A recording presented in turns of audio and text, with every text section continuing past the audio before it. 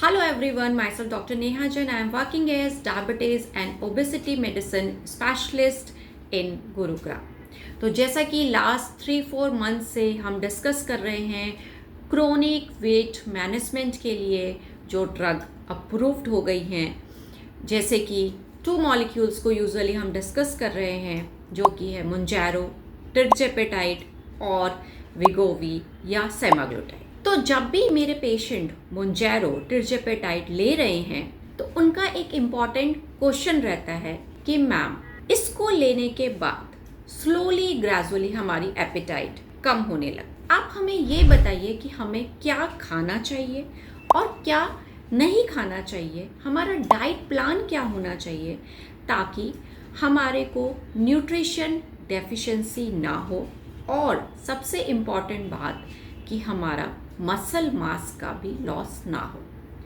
तो आज इस वीडियो में हम इसी टॉपिक पर डाइट विद मोंजैरो पर ही हम डिस्कशन करने जा रहे हैं। इसको डाइट को समझने से पहले सबसे पहले हम देखेंगे कि टिrzepatide मोंजैरो की मैकेनिज्म ऑफ एक्शन क्या होती है। टिrzepatide मॉलिक्यूल ड्यूल एगोनिस्ट है GLP और GIP का। ये दोनों ही हमारे गट हार्मोन होते हैं। इन रिस्पॉन्स टू फूड ये गट हार्मोन हमारे रिलीज होते हैं और 3 इम्पॉर्टेंट फंक्शन करते हैं। फर्स्ट, पैनक्रियास से इंसुलिन के सिक्रेशन को इंक्रीज करते हैं। सेकंड, हमारे ब्रेन में एपेटाइट सेंटर को, appetite as well as satiety centre, उन दोनों पे वर्क करते हैं। सटाइटी को स्टिमुलेट करते हैं, इसके कारण हमें अर्ली जल्दी से ऐसी फीलिंग आती है कि हमारा पेट भर गया है। जनरल लैंग्वेज में हम इसको बोलते हैं कि फुलनेस की फीलिंग बनी रहती है। थर्ड, ये मॉलिक्यूल गैस्ट्रिक एम्प्टिंग को भी स्लो करते हैं, इससे भी द होल डे में फुलनेस की फीलिंग रहती है और टोटल कैलोरी इनटेक हमारा कम हो जाता है।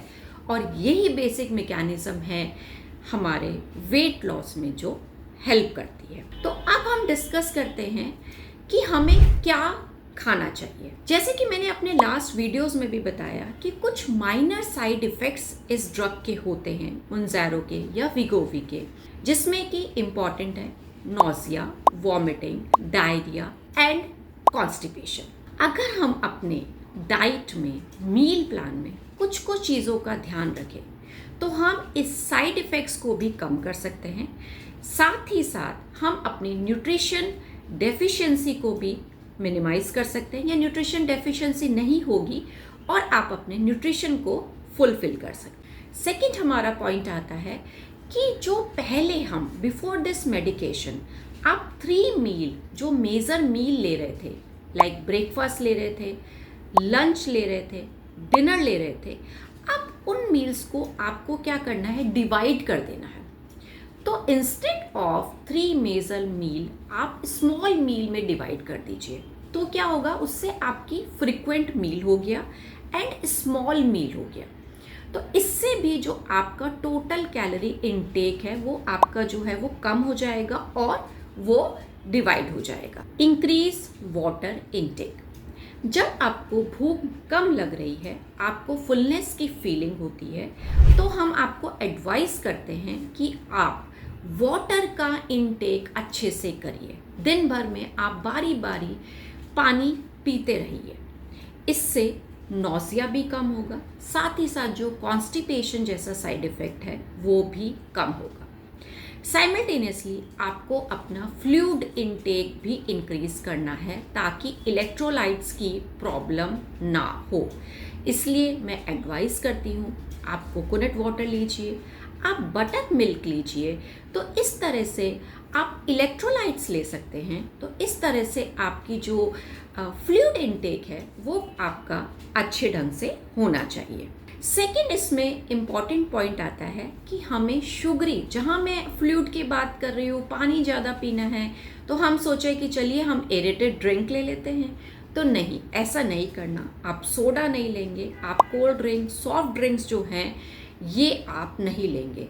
देखिए, ये सारी जो ड्रिंक्स हैं ये केवल हमें एम्प्टी कैलोरी देती है और ये आपके फैट डिपोजिशन को इंक्रीज करती है। तो वेट लॉस में बिल्कुल भी और अदरवाइज ऑल्सो हेल्थ के लिए बिल्कुल भी एडवाइजेबल नहीं होती है। साथ ही आपको क्या याद रखना है कि आपको खाना स्मॉल अमाउंट में तो खा ही रहे हैं, साइमल्टेनियसली धीरे धीरे खाना है। स्लो खाएंगे, धीरे धीरे आप च्यू करके खाएंगे तो इससे भी नौजिया जो है वो आपका कम होगा। अब आते हैं हमारे थर्ड इम्पॉर्टेंट पॉइंट पर कि हमें कार्बोहाइड्रेट कितना खाना है। देखिए, जब भी हम वेट लॉस प्रोग्राम पे जाते हैं तो हमें कार्बोहाइड्रेट ज़ीरो नहीं कर देना है, हमें कार्बोहाइड्रेट की परसेंटेज को कम करना है। साइमल्टेनियसली जो सिंपल कार्बोहाइड्रेट है उसको कॉम्प्लेक्स कार्बोहाइड्रेट में कन्वर्ट करना है। इजी लैंग्वेज में, अगर आप चपाती, एक नॉर्मल आप व्हीट की चपाती खा रहे हैं तो उसको आप मल्टीग्रेन की चपाती में से आप उसको रिप्लेस कर दीजिए। आप ओट्स लीजिए, आप मल्टीग्रेन दलिया लीजिए, ये सारी चीज़ें क्या कॉम्प्लेक्स कार्बोहाइड्रेट हो जाती है। मिलेट्स ले रहे हैं, किनोवा ले रहे हैं, तो इस कॉम्प्लेक्स कार्बोहाइड्रेट से एक तो फ़ायदा क्या रहता है कि इसमें कार्बोहाइड्रेट का एब्जॉर्प्शन, ग्लूकोज का एब्जॉर्प्शन धीरे धीरे होता है और ये फुलनेस भी देता है। तो एक बार आपने खाया और आपको उसके बाद फुलनेस की फीलिंग रहती है और बारी बारी भूख नहीं लगती है। साथ ही स्लोली आपका जो कार्बोहाइड्रेट का एब्जॉर्प्शन होगा तो उससे जो है वो शुगर भी आपका स्पाइक नहीं होता है। तो डायबिटिक पेशेंट्स के लिए तो हम स्पेशली बोलते हैं कि आप सिंपल कार्बोहाइड्रेट नहीं लेंगे, इंस्टेड ऑफ दैट आप कॉम्प्लेक्स कार्बोहाइड्रेट लेंगे। याद रखिए कि हमें ये वाइट ब्रेड बिल्कुल भी नहीं लेनी है, ठीक है। तो हमने देखा वाटर का इंटेक ज़्यादा करना है, फ्लूइड का इंटेक ज़्यादा करना है, शुगरी जो बेवरेजेस है उनको अवॉइड करना है, कॉम्प्लेक्स कार्बोहाइड्रेट में लेना है और इसमें सिंपल को हमें कॉम्प्लेक्स कार्बोहाइड्रेट में कन्वर्ट कर देना। इसके बाद आता है कि हमें फाइबर का भी ध्यान रखना है। फाइबर की जहाँ बात आती है तो आप ग्रीन लीफी वेजिटेबल्स ज़्यादा लेंगे, नॉन स्टार्ची वेजिटेबल्स लेंगे। साथ ही इससे क्या होगा कि आपका फाइबर का कंटेंट ज़्यादा होने से कॉन्स्टिपेशन जैसी जो प्रॉब्लम है मुंजारों के साथ जो कुछ पेशेंट्स को होती है तो वो आपकी नहीं रहेगी। साथ ही अब ये जो फिफ्थ पॉइंट है ये इट्स वेरी इंपॉर्टेंट। कैसे कि जब भी आपका मंचिंग करने का मन कर रहा है तो जो पहले आप मंचिंग भुजिया से, स्नैक्स से, फ्राइड फूड से कर रहे थे, अब हमें उसको रिप्लेस कर देना है नट्स से या सीड से। नट्स और सीड में एंटीऑक्सीडेंट भरपूर होते हैं, इसमें फाइबर कंटेंट ज़्यादा होते हैं, इसमें माइक्रो एलिमेंट्स होते हैं, जिंक, मैग्नीशियम, सेलेनियम जैसी अगर जो माइक्रो न्यूट्रिएंट्स हैं इसमें ज़्यादा होने के कारण जो न्यूट्रिशन की जो डेफिशिएंसी है वो आपको नहीं होगी और एक मंचिंग का आपको एक अच्छा सा एक सोर्स मिल जाएगा। तो आप नट्स लीजिए, आप आलमंड्स ले सकते हैं, आप वॉलनट्स ले सकते हैं, आप फ्लैक्स सीड लीजिए, आप चिया सीड लीजिए, आप सनफ्लावर सीड लीजिए। आजकल सीड्स का मिक्सचर भी आता है तो इस मिक्सचर को आप अपने ग्रीन टी के साथ यूज़ कर सकते हैं। इसके बाद हम प्रोसीड करते हैं अपने important and very curious point पे, जिसकी सबको क्यूरियोसिटी रहती है कि हम अपने मसल मास के रिडक्शन को कैसे कम करें और मसल मास को कैसे प्रिजर्व करें। तो सबसे ज़्यादा ज़रूरी है कि हमें प्रोटीन का इनटेक इंक्रीज़ करना पड़ेगा।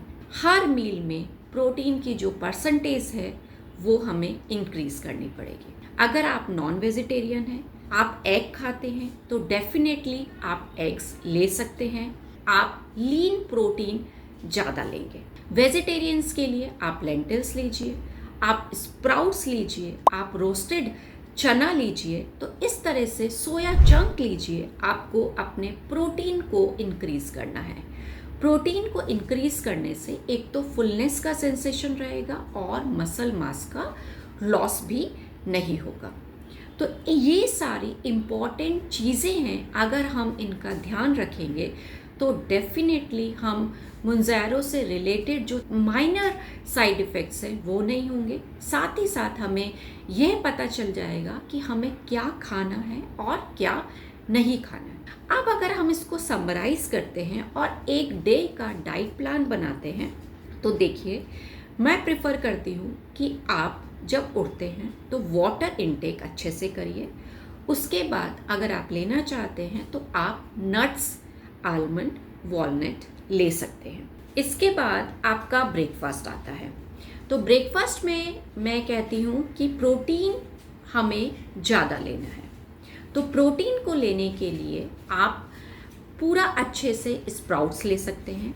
अगर आप प्रोटीन सप्लीमेंट्स भी ले रहे हैं तो भी आप उसको ले सकते हैं। एग अगर आप खा रहे हैं तो आप एग ले सकते हैं। आप कोई भी पल्सेस का, दाल का चिला बना करके भी ले सकते हैं। आप सोया चंक्स ले सकते हैं। तो इस तरह से जो ब्रेकफास्ट है वो आपका फुल ऑफ प्रोटीन हो जाएगा। यहाँ पे आप बटर मिल्क ले लीजिए, आप ग्रीन टी ले लीजिए, ठीक है।